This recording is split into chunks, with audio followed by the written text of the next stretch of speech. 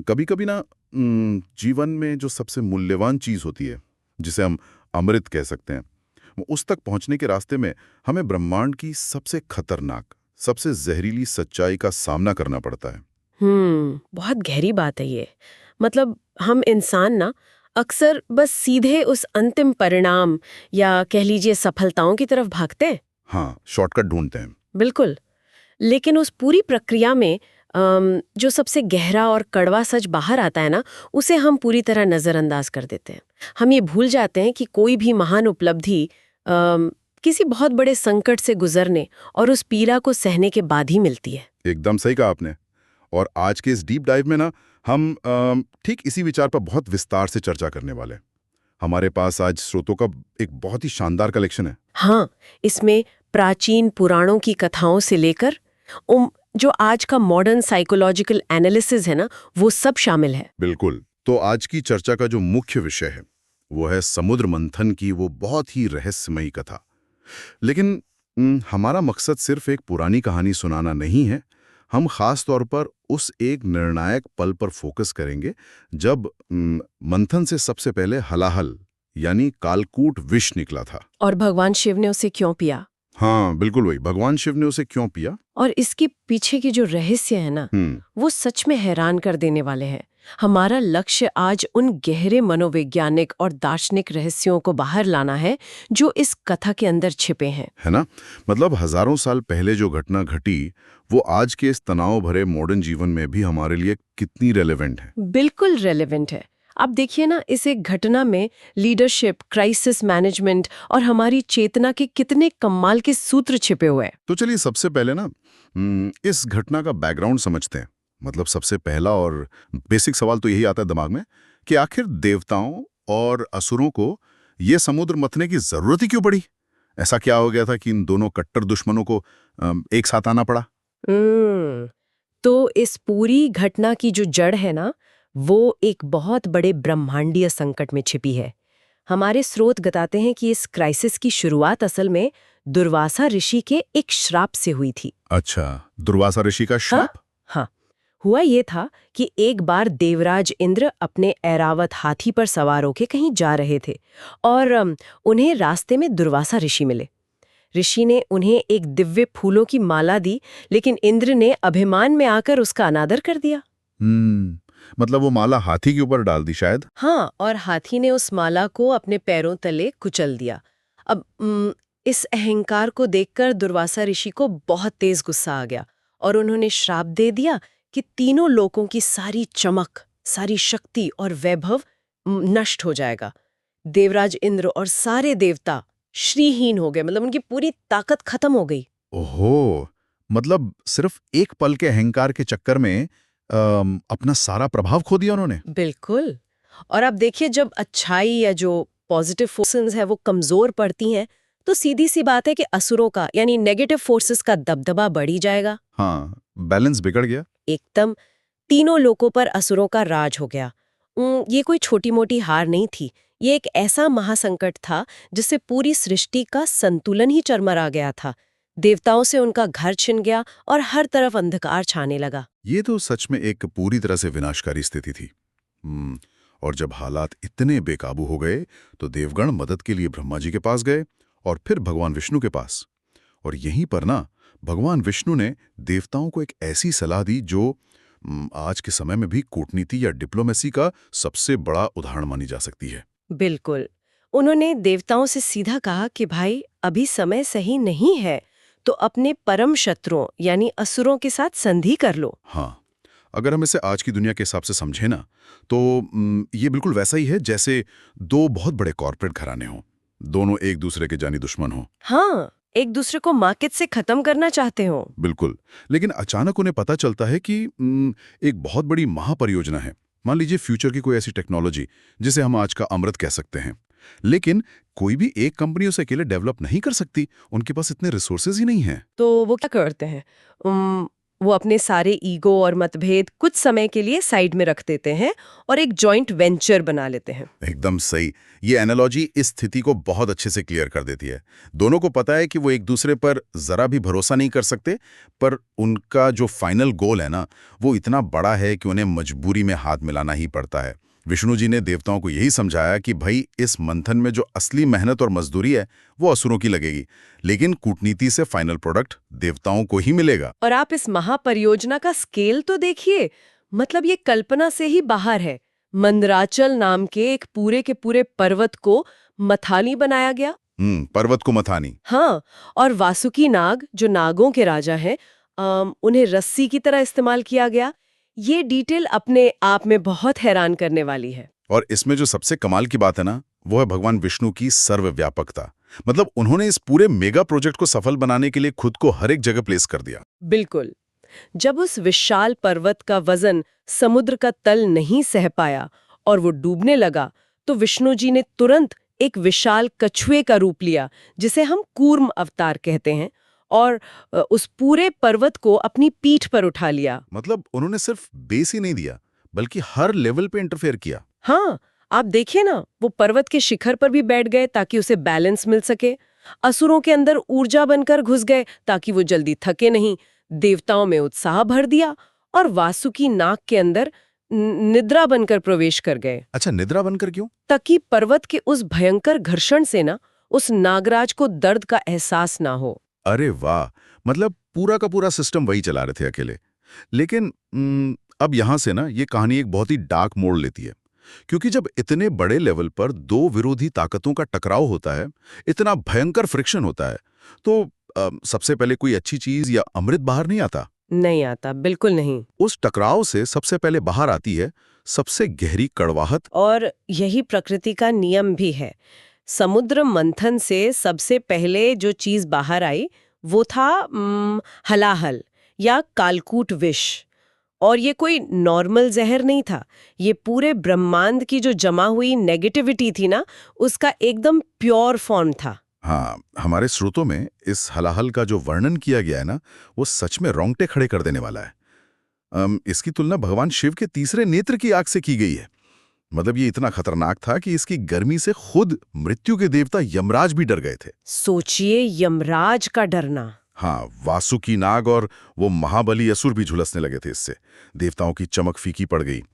मतलब अगर इस जहर की एक बूंद भी धरती पर गिर जाती ना, तो पूरी सृष्टि उसी वक्त जलकर राख हो सकती थी। ये एक ऐसा महाविनाश था जिसे हैंडल करना ना तो देवताओं के बस में था और ना ही असुरों के। और ठीक ऐसे समय में जब पूरी दुनिया खत्म होने के कगार पे खड़ी थी, तब सारे प्रजापतियों और देवताओं ने भगवान शिव से मदद मांगी।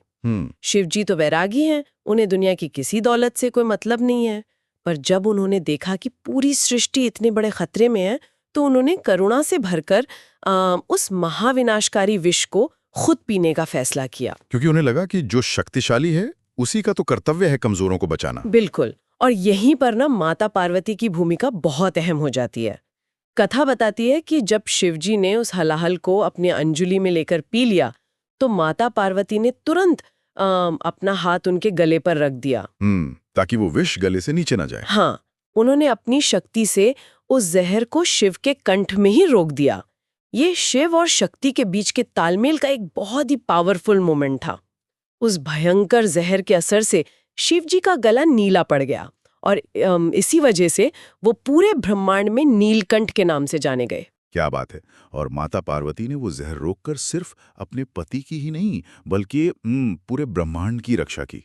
बिल्कुल। और आप देखिए, इस घटना का असर आज भी हमारी संस्कृति में कितना गहरा है। ऋषिकेश के पास पहाड़ों में कोई 3500 फीट की ऊंचाई पर एक बहुत ही फेमस मंदिर है, नीलकंठ महादेव मंदिर। मैं गई भी हूँ वहाँ। ऐसी मान्यता है कि ये वही जगह है जहां भगवान शिव ने वो विष पिया था। अच्छा, आप गए हैं वहाँ? हाँ, वहां मंदिर की दीवारों पर आज भी समुद्र मंथन और शिवजी के विष पीने के वो नज़ारे बहुत ही सुंदर तरीके से उकेरे गए हैं। और वहां एक प्राकृतिक झरना भी है जहां लोग दर्शन से पहले नहाते हैं। वो जगह सच में उस महान बलिदान का एक जीता जागता सबूत है। लेकिन ना यहाँ मैं थोड़ा रुकना चाहूंगा। इन सभी सोर्सेस को पढ़ने के बाद मेरे दिमाग में एक बहुत ही लॉजिकल सवाल आ रहा है। और मुझे लगता है कि इससे शायद इस पूरी कहानी को देखने का नजरिया ही बदल जाएगा। अच्छा, क्या सवाल है? देखिए, भगवान शिव सर्वशक्तिमान हैं, वो त्रिदेवों में से एक हैं, विनाश के देवता हैं। तो अगर वो इतने ही पावरफुल हैं, तो उन्होंने अपनी किसी अलौकिक शक्ति से उस जहर को तुरंत नष्ट ही क्यों नहीं कर दिया? बहुत सही सवाल है ये। है ना? उसे पीकर अपने गले में हमेशा के लिए रखने का क्या मतलब था? वो चाहते तो चुटकी बजाकर उसे शून्य में गायब कर सकते थे। ये डाउट आना बहुत नॉर्मल है और इसका जवाब हमें दर्शन शास्त्र, मॉडर्न साइकोलॉजी और हमारी प्राचीन योग विज्ञान के बहुत ही सुंदर मिक्सचर में मिलता है। देखिए, जो बुराई या नेगेटिविटी होती है, जिसे यहाँ विष कहा गया है, उसे ब्रह्मांड से बस ऐसे ही एक झटके में मिटाया नहीं जा सकता। तो इसका मतलब है कि बुराई को पूरी तरह से खत्म करना पॉसिबल ही नहीं है। आज की जो मॉडर्न साइकोलॉजी है ना, वो भी यही मानती है कि अगर कोई इंसान अपने अंदर की गहरी नेगेटिविटी या किसी पुराने ट्रॉमा को पूरी तरह से दबाने या खत्म करने की कोशिश करता है, तो वो एनर्जी कहीं और से किसी और भयंकर रूप में बाहर आ जाती है। हाँ, वो सप्रेस की हुई फीलिंग्स इंसान को अंदर ही अंदर खा जाती हैं। एकदम सही। महादेव ने उस जहर को खत्म नहीं किया, बल्कि उसे अपने अंदर रखकर उस पर मास्टरी हासिल की। ये हमें बताता है कि असली दैवीय ताकत नेगेटिव चीजों को मिटाने में नहीं है, बल्कि उन्हें मैनेज करने में, उन्हें कंट्रोल में रखने में है। अरे वाह, ये पर्सपेक्टिव तो सच में बहुत ही अमेजिंग है। तो क्या शिवजी का ये एक्शन हमें ये सिखा रहा है कि दुनिया में अंधेरा या नेगेटिविटी हमेशा रहेगी और हमें उससे भागने या उसे मिटाने की बजाय उसे हैंडल करना सीखना होगा? शीशे की तरह साफ हो जाती है। हम्म भगवान शिव को आदि योगी कहा जाता है। उन्होंने विष को अपने गले में धारण किया। योग शास्त्र में हमारे शरीर के अंदर 7 चक्र बताए गए हैं और गला विशुद्धि चक्र का केंद्र होता है। ये चक्र सत्य, हमारी चेतना की शुद्धि और कम्युनिकेशन को कंट्रोल करता है। तो उस हलाहल को गले में ही रोकने का सिंबॉलिक मतलब क्या हुआ फिर? गले में विष को रोकने का सीधा सा मतलब है जीवन की कड़वाहट, हमारे जहरीले विचारों और गुस्से को फिल्टर करना, उनका शोधन करना। महादेव ने विष को बाहर नहीं उगला, क्योंकि अगर बाहर उगलते तो दुनिया जल जाती। हाँ, वो तो है। और ना ही उसे अपने दिल या दिमाग तक जाने दिया, जहां वो उन्हें अंदर से खोखला कर देता। उन्होंने बस उसे विशुद्धि चक्र में रोककर न्यूट्रलाइज कर दिया। इससे अगर हम अपनी डेली लाइफ से जोड़े ना, तो ये एक बहुत ही बड़ा लाइफ लेसन है। बिल्कुल। कैसे? थोड़ा और समझाइए इसे। मान लीजिए कि किसी इंसान को अपने ऑफिस में या सोसाइटी में बहुत बेइज्जती सहनी पड़ती है। अब ये अपमान उसके लिए एक तरह का जहर ही तो है। हाँ, बिल्कुल जहर है। अब उसके पास 2 ऑप्शन हैं।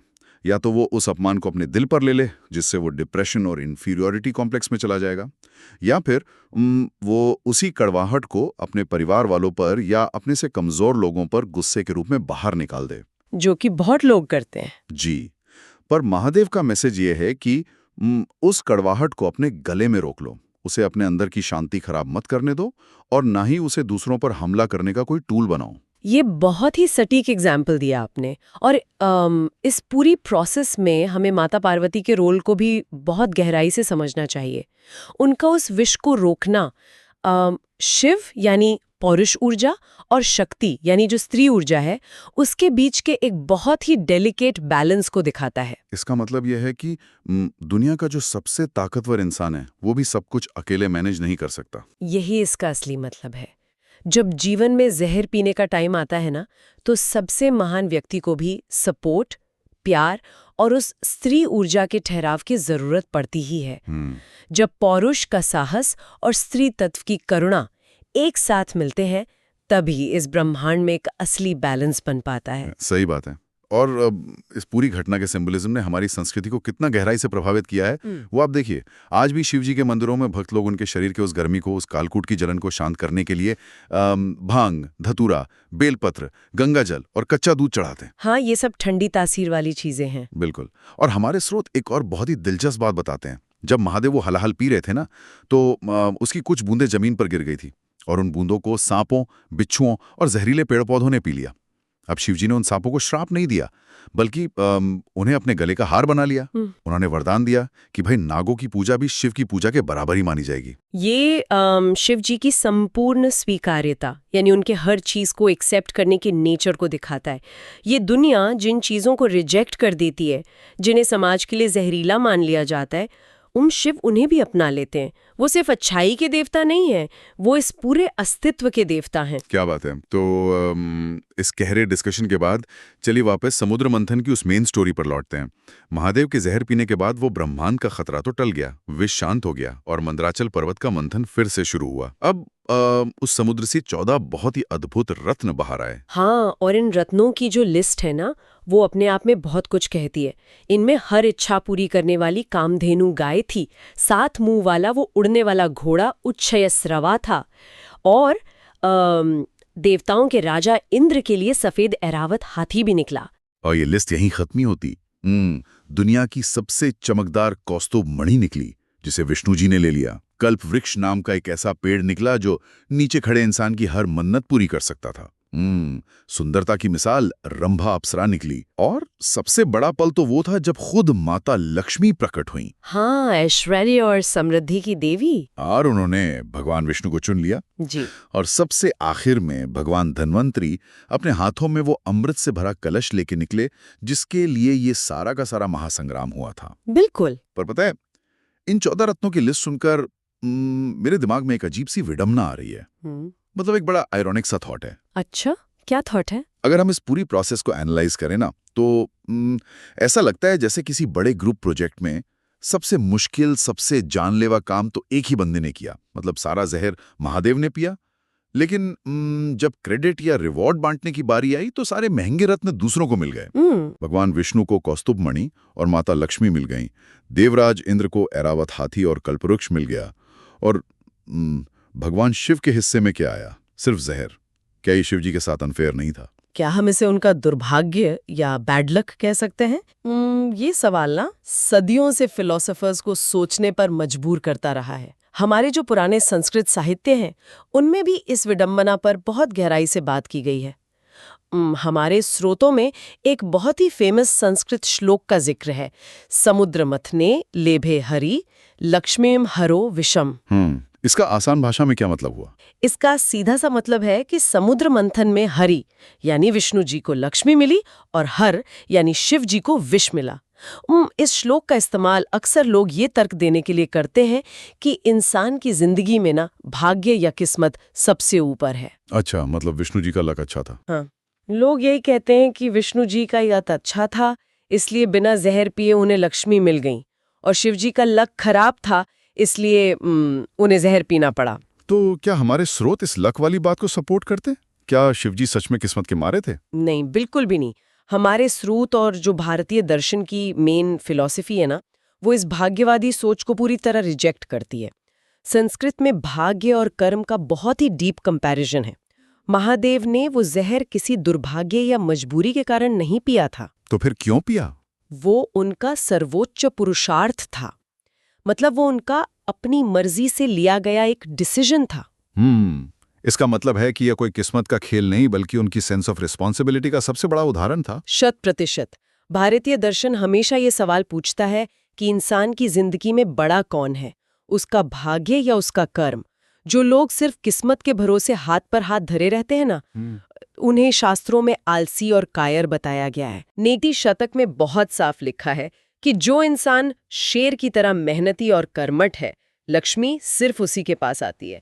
अगर भगवान शिव उस समय ये सोचकर पीछे हट जाते कि यार मेरे ही भाग्य में जहर क्यों लिखा है, तो पूरी सृष्टि उसी सेकंड जलकर राख हो जाती। मतलब महादेव ने अपनी फ्री विल का इस्तेमाल किया।